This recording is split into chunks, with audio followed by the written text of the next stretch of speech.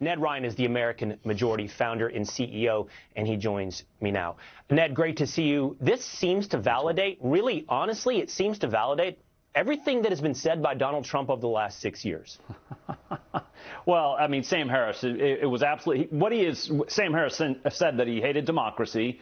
Totally fine with a conspiracy to undermine the democratic process by which Trump could have been reelected. And to put a fine point on that, Will, if you look at the swing state voters, if they had known about Hunter Biden's laptop, fully 9% of them said they would have switched their vote. And if you take those numbers as valid, every swing state Trump would have won and coasted to victory. So it was absolute conspiracy theory. And he said he was absolutely fine with it because he hates democracy. You look at Michael Hayden.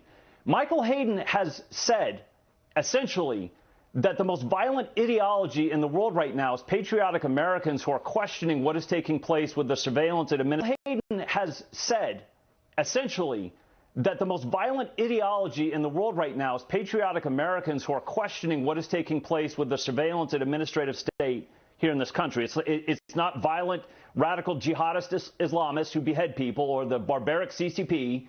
It's hardworking, honest Americans who are questioning what is taking place.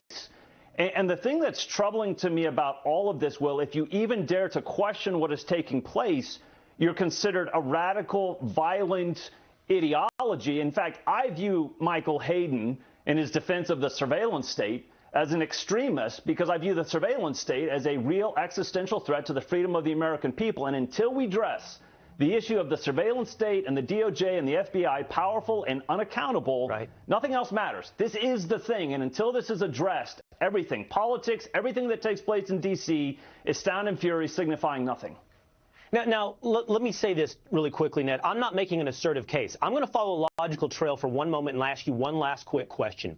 If you believe, like Sam Harris, that Donald Trump is a greater threat than Osama bin Laden, that's another thing that he has said, a greater threat than Osama bin Laden. And if you think then it's okay to subvert free speech and the democratic process because Donald Trump represents such a threat, and if, like Michael Hayden, you think Americans are the most violent, patriotic, right-wing Republican Americans are the most violent group on the planet. If you think all of that, why wouldn't you steal an election?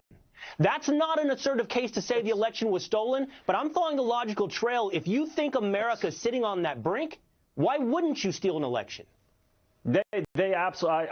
I've asked myself this question many times, Will. If they think the ends justify the means, they will stop at nothing to actually achieve those ends if they can convince themselves that somehow Donald Trump is an existential threat. The only thing that Donald Trump is an existential threat to is the administrative state, and they know that, and that's why they don't want to see him run again.